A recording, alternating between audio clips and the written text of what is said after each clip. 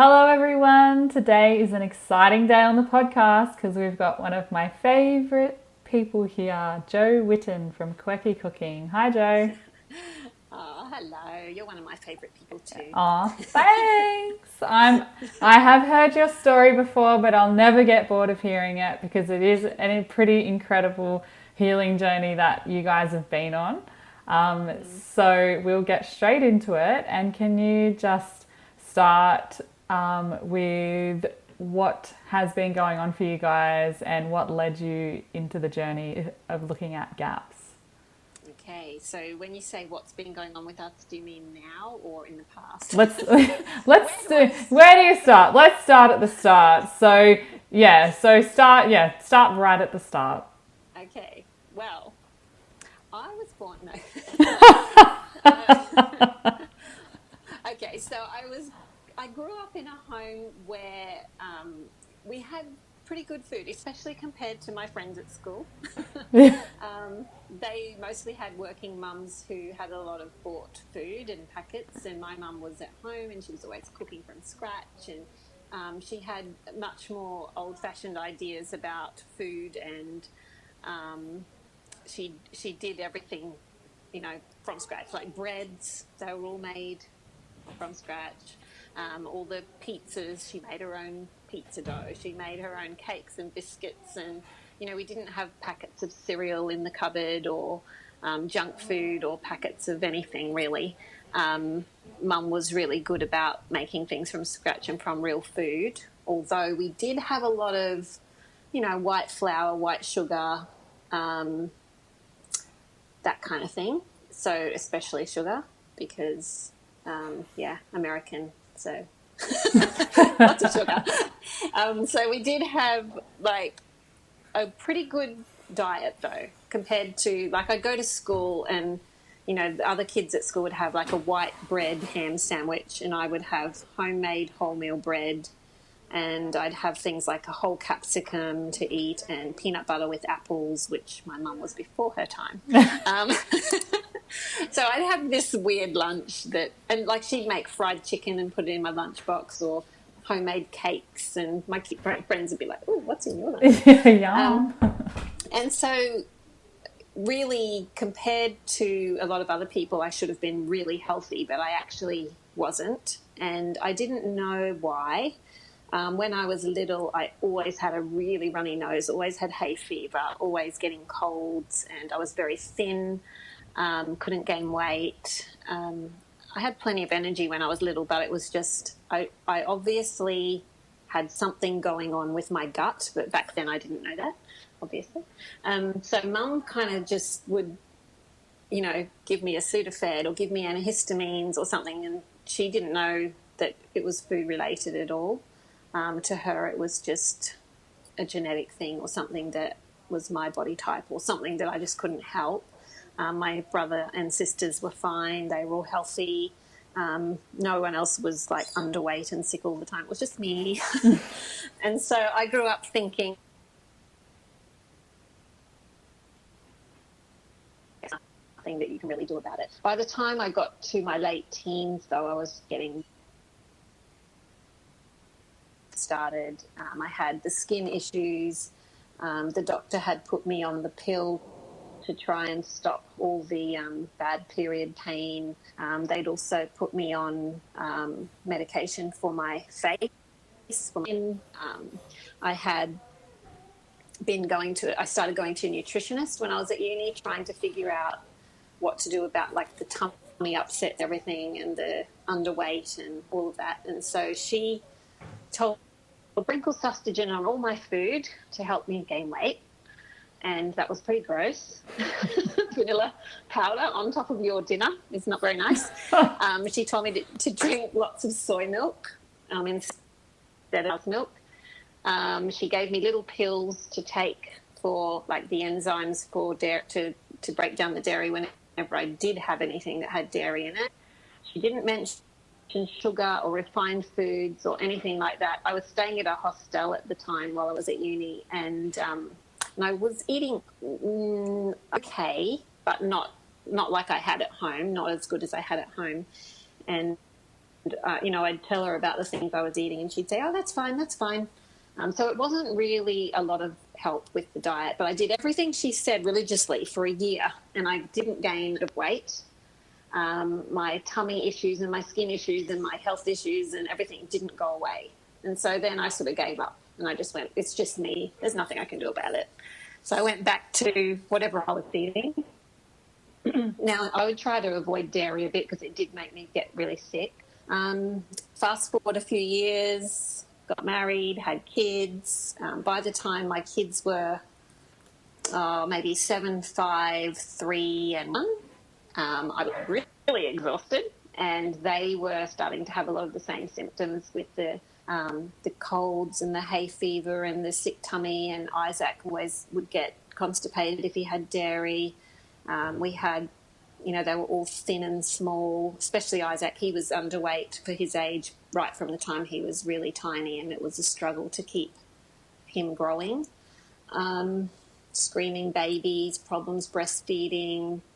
I got to the stage where my blood sugar levels were just like fluctuating all the time. By 9 o'clock in the morning, I would be like a mess, just really shaky, hot, really hot, like hot flush kind of things, really hungry, headache, hangry. And I would just start stuffing my face with bread and cheese and Milo and anything that was filling. And until I was almost going to pop, I would just eat so much. And then I would go and lay down because I just was exhausted. And then once the sugar kicked in again, I could sort of get going again. And it was just this vicious cycle of, stuff the sugar in, stuff the refined foods in, crash, get your energy back, go again for a few hours. And I had to eat every 2 hours or I would just crash. I was dizzy a lot. I had low blood pressure as well. I had low weight. Like I said, I started to have anxiety. By the time I was 42, I was really bad with the anxiety, and I got down to, by the time I always get these numbers mixed up, by the time I was 35, and the kids were tiny. And I thought that was going to make you just way older than I thought you were. Yeah. I'm actually 60. The numbers in my... really yeah, I know. I'm like, age. gee, she looks good for 60. No, sorry, 35. I got down to 42 kilos. That's why I'm getting the numbers mixed up. Yeah. And I actually had a friend come to me and she was just like, what are you doing? She said, you've got to get yourself together. She knew I was very anxious and stressed and upset and not eating properly and not looking after myself properly. And she said, you've got to get yourself together for the sake of your children. She gave me that good friend kick up the pants that I needed, and I started to really work on getting on top of things. I started seeing a naturopath and started to realise what food does to us, or how it helps or harms. I started to realise that my thought patterns had really pulled me down as well, and I started to really work on all of that, and I started to come out of that hole. And it took years of work. I changed my diet bit by bit until I was mostly gluten-free, dairy-free and sugar-free, well, natural sugars only.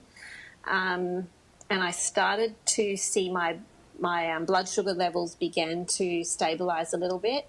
I was still having grains and not enough fat at the time, and I know that was a big part of it. I was one of those people that cut the fat off everything, including bacon and chicken and steak. Yeah, and that's part of the journey for everyone, isn't it? That it's like hard to get your head around. Yeah, it's okay to eat it. Yeah, and there's always these steps that you take that you can reflect now and go, oh well, I still didn't have it, but it's like the stepping stones that kind of get you to what you think is healthy at the time, and then you learn a better version of that. And Oh, it's so funny. I was thinking about this actually when I was writing a recipe for the blog, the lasagna recipe, the one with the grain-free dough for the pasta noodles. And if any of you haven't seen that recipe, in there I sort of go through my progression with food and using lasagna as the benchmark. I don't know, like in 1994 it was regular homemade lasagna with milk and white flour, wheat flour, lots of cheese, packet of dried tomato soup in the sauce for flavour, wheat-based sheets of lasagna. And then 2 years later, I added spinach to my lasagna. I was so healthy. And then I made the white sauce with soy milk. I was so proud of that.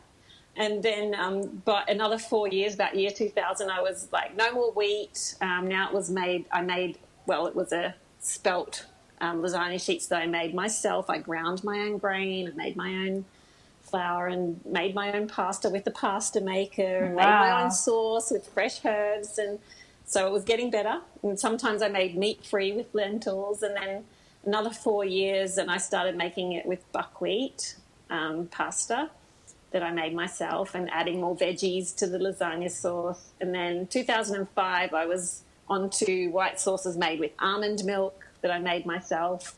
I thickened it with corn flour, arrowroot, not wheat, no more cheese on top. 2006, I became completely gluten-free and dairy-free. As time passed, I just kept changing it. And then in 2014, reflecting back, as we started off doing at the first, I'm getting on a rabbit trail here, all those changes helped, and they were, like you say, stepping stones. They were, things that helped, and they took time, and it wasn't overnight, the changes. But we still weren't well. We were better than we had been, but not well. And about 2014 was when, it was 2014, I think it was around July or somewhere around there, Isaac just suddenly went downhill really badly. He was 13 at the time, and he suddenly started to struggle with anxiety and phobias and depression so badly. Like, he had bits of it throughout the years. He was always the anxious, stressy, sensitive kid that would like scream his head off if you tried to cut his hair, or scream at the water going into the bathtub or whatever. You know how some kids just have those really sensitive sort of personalities, or maybe it's gut health, whatever it was. But I didn't think much of it until when he was 13. It just got really bad, and he really quickly went downhill. He got to the stage where he couldn't do school. He couldn't go anywhere. He couldn't go and have a shower, go to the toilet, feed himself, get changed, anything. I was spoon feeding him. I was dressing him. Because he was basically incapacitated by his phobias, and we finally found out that he had severe OCD, and so he was put onto medication because we didn't know what else to do at the time. But I was determined that that was not going to be his life. I didn't want him to be on medication forever on antidepressants, because I know that it snowballs. You start them on medication and it just becomes more and more a crutch and more something that you have to have, and then you need more of it, and then you need another medication. And I just didn't want to start that at 13 years old. It was crazy. So because we were so desperate, he did go on a very small dose at first while we figured out what to do. And we researched gut health. Well, I researched gut health and talked to a lot of people and decided to do the GAPS diet. Me being who I am, I jumped in gung-ho. Okay, tomorrow we're starting GAPS intro. Your worst nightmare, right? And the kid, like, I explained to the kids and the family what we were going to do, and there was a lot of slamming doors and crying and upset. That except for Isaac, he was good. He was on board because he researched it with me, and he could see that other people had healed through this, so he was willing to try it. Yeah, something that gives you that hope. Yeah, because he'd gone through a stage where he had absolutely no hope. He thought that this was his life forever, and so all he did all day was cry. He would just lay around on the floor, on the couch, on the bed, crying or screaming. It was awful. Yeah. And, he'd think he'd just gone off to sleep at night, and then he'd just sit up in bed and start screaming. It was just the most horrible, horrible thing. And when I started reading to him stories of how other people had gotten well and recovered from OCD and how they'd worked through it, it flicked a switch in his brain and he just went, "You mean I can get better from this?" And I'm like, "Yeah, people have gotten better." And he just stood up and said, "Okay, what do I have to do?" He was ready. You know, he just needed to know that there was hope. And once he knew that, he was willing to do whatever it took. So the family at first wasn't all on board, but I said to them, "Look, this is how we're going to eat. This is what I'm going to buy. This is what I'm going to cook." I cleaned out the pantry. I cleaned out the fridge and freezer. We only had the food that that he needed to be eating. And I said, if you want anything else, you're going to have to go work for the money and go to the shop yourself, get the food and cook it yourself. So, and not in this house. And not in this house. I was tough mama. Yeah. My husband went away for 3 weeks, thankfully, so we started without him. He doesn't like soup. And he wasn't completely on board at first. So I said to the kids, look, he's an adult. He has to make his own choices. It's not up to me to tell him what to do, but I'm cooking for you guys. And so you need to eat what I make for you unless you want to go do it yourself. Yeah. And I said, when you're an adult, you can decide what you want to do. But at the moment, you know, I'm the mum, you're the kids. So they did what I said. And within actually a week or two, probably within 2 weeks, we started to see changes. The first week was hard. You know, by the end of the first week, we had that horrible flu feeling. We were exhausted. We were aching. We had the headaches. But we got through that pretty quickly, thankfully. And I think because, I should mention, when I said we jumped headfirst into gaps, that only worked for a couple of days, by the way. And then we crashed and burned and went back to full gaps. Yeah. Because I realised I'm not really prepared for this.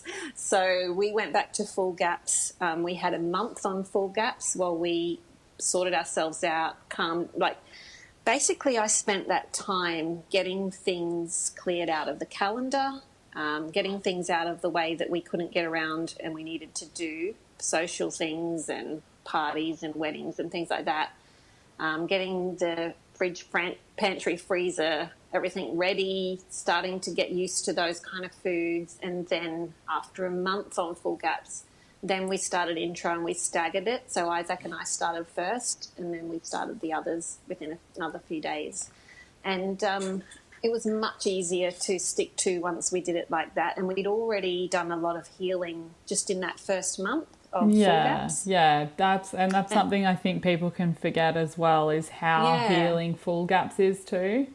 It's so important I really think, if you start with full gaps, if you can eat those foods, whatever you can eat on full gaps, it really helps. Can be your individualized full gaps to suit where you're at. Yeah. So we didn't have a gigantic, horrible die-off with vomiting or anything like that because we'd worked back into it. Yeah. And it was actually not as hard as I thought it would be. Great. The food was super simple to make. It was delicious. It was hard not having the crunch and the cold fruit and things like that at first because we started on the 1st of October. Oh, there you go. It was 4 years ago this week. So Isaac and I started on the 1st and the others started like halfway through the week. And we went through the early stages, I guess, pretty quickly. We didn't have any major things holding us back, thankfully.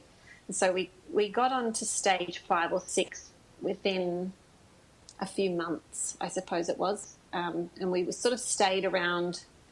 We had some full gaps foods and something. I couldn't handle any dairy for a year, not even ghee. So that's how long it took me to heal from the dairy intolerance. And then we started to really see our diet expand.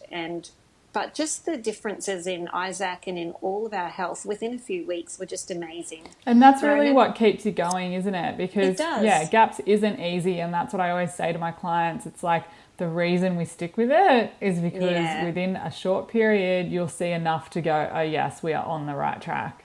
And it's so important for your family and friends to see that because I think, people are often not supportive at first, but when they start seeing difference, they go, oh, okay. Because my parents were like, it's too harsh. My husband was like, it's too harsh. But then within 2 weeks, they saw the difference in Isaac and they were like, oh, okay. And then they became quite supportive. So it was really good. And within a couple of months, Isaac was much more cheerful. He was still a bit subdued because of the medication. It made him a little bit subdued. But within 6 months, he was working. He was on stage speaking with me. He was travelling. He was doing school. He took off with his maths and his schoolwork and Rubik's Cube. He does that in less than 8 seconds. Actually, I think he's done it in less than 7 seconds now. So he's like, and now he's into the languages and the, you know, like his brain just really started working. He started growing. He really, really benefited from GAPS very quickly. And within a year, he was off all medication. He could have come off a lot earlier. The doctor said within 6 months, the doctor said, I think he could come off the medication now. And she's the one that said, oh, he can be on it all his life. Yeah. But she was like, oh, you know what, I think he could come off now. But he was really scared to do it. So we waited until he was ready because he was afraid he would go right back to the start again. Yeah. And once he realised that that wouldn't happen, then he was happy to go off the medication. So we saw big differences in that first year. And I remember after 1 year, my photos popped up on Facebook Memories and I saw photos of us at the start of that year and I was just gobsmacked because you don't notice, like if you're doing GAPS or any healing diet, keep a journal of what, you know, what your symptoms were and just keep writing down how you've changed and keep an eye on the photos and you will be amazed at the changes and you think, oh, we haven't come very far, we've still got so far to go, and then you look back at the photos and your journal and stuff and you go, wow. Yeah. So it is so good to have that, especially if you're going through a bit of a healing crisis or a bit of a detox phase and you're like, none of this is even working anyway, it's never worked, I used to, nothing's even changed, and then you go back and read some notes and you're like, oh, okay, yeah, lots changed. Yeah, exactly. Just the way that even like myself, I probably gained 8 kilos in that first year, which I badly needed to gain. Isaac gained weight and grew mostly the second year. He really took off. And just, like I was saying, his schoolwork, his attitudes, his joy in life was so much different. And for all of us, it just really made a big difference. You know, we've been through dips, like you say. Since then, we've had times where, like Isaac will get a bit slack with his food or he'll be out with friends a lot, eating a few bits and pieces that he shouldn't really be eating. And I have to remind him, Isaac, you're not feeling happy, you're anxious and your OCD tendencies are coming back a bit. What have you been eating? And he's like, oh, yeah, I know, I've had too much sugar or whatever. And he can see it. But, you know, it's so good when they realise how to get back on track and they know what to do. And it's not always easy as they get older. No, it's not. Their responsibility as they get older. Like he's 17 now. And there's only so much you can do as a mum when they're my kids are 21, 19, 17 and 15. So, you know, a lot of it is their responsibility now and I have to pull back a little. Yeah. And the way you put it before when you got them all started and you said, this is what we're doing. If you're going to eat here, this is what you're eating. Yes. I know that a lot of my clients can find that really tough when you're, you know, putting that on your kids and then left, you know, worried about them like, I hate you and you're the worst mum ever and why are you making me do this? But I always see it as you've got to make the best decision for the adult you'll have to answer to. So it's like... that's a really good saying. Well, that's always been like my parenting mantra. I'm like, I'm not going to make the decision that you will like right now. I'm going to make the decision that the adult in you will appreciate. Yeah, so, that's beautiful. Yeah. Because I did have, within a few months, I had like my oldest son saying, Mum, I'm so glad you made us do this. It's been so good for us. And they thanked me. They did thank me later. Yeah, that's it. And that's where the point where we are the parent and we need to make the best decision with the knowledge we have. And I think when you have this knowledge, super hard. It is definitely, especially with older kids, because then you may be feeling unwell yourself and dealing with all the healing crisis of doing gaps, and then also dealing with the backlash from then as well. So it can be that's right. really, really challenging with the older kids, but I think so And worth also it. for when, there's a lot of us are a bit soft-hearted towards our little darlings and the toddlers and the little ones, and we don't want them to be feeling dreadful for a week or two. And we think, I have to, I'll give in to them because they're feeling bad and sick. But sometimes you do have to do the tough love thing and say, no, come on, we've got to get this, we've got to get better. Yeah. And then later on it's worth it. But it's just, we've just got to, one of the things that I've really seen over the years is the way that people react to what you're doing. The family and friends that mean well, and they see that you're all unwell and they start freaking out and going, you're doing the wrong thing, you're doing the wrong thing. But you've got to do the research for yourself and figure out what's best for your family and then stick to it, and don't, get good advice, obviously, get a good practitioner like Elise. But don't feel like just because everybody says you're doing it wrong that you are, because I know I got so much flack at first for the way that we changed our diet, and then afterwards people have come back to me so often and said, wow, I really am sorry for hassling you. You did the right thing. I can see how much it's helped your family, and we're changing our diet now too. Yeah, and isn't that beautiful? That's just so encouraging. But it's hard at the time, and you've got to reach out and find people that are on the journey as well to support you. Yes, definitely. So, it's been a big journey, and it's been 4 years since we started GAPS, like I said, and we're so much better, but there's always things to work on, and it's just a constant learning curve. Yeah. Yeah. And GAPS really does change your life in a lot of ways, not just food as well. So, what are some of the things that you guys have changed in the way that you're actually living your life? I have simplified my life a lot since I started GAPS.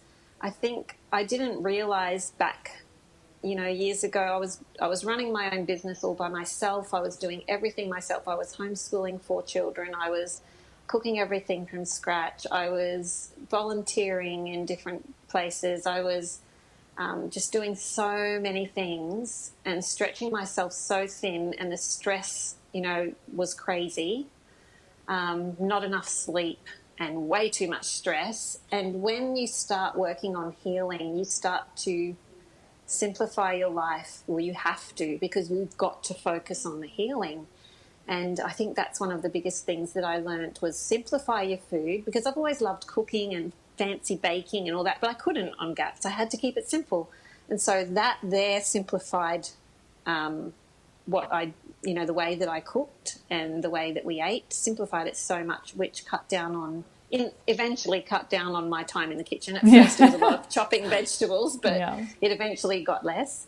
It also helped with my just my well-being, because I realised that working those super long hours and doing everything myself was not a good idea. And I had to, sorry, my son's ringing me. I had to really take a step back from a lot of things that I was doing and learn to say no. That's a big one, isn't it? Learning to say no to things. It can be really tough. I had to learn to prioritise my time, and I had to for a long time. I felt like I had to say no a lot more to my friends, even. And I can't go out all the time. I can't be always out doing things and hanging out, because I have to spend time at home doing this or that, and I have to sleep and I have to rest, and weekends are for downtime, not for going crazy. Yeah. So that's been a big learning curve for me, and also starting working with Fuad 2.5 years ago, he's really helped me with that, because he's very big on taking time out for your family, and taking time off on the weekends and in the evenings, and not working and resting and sleep and all of that kind of stuff. So he helped me a lot with that as well. And it's just been really like I feel like I'm a different person.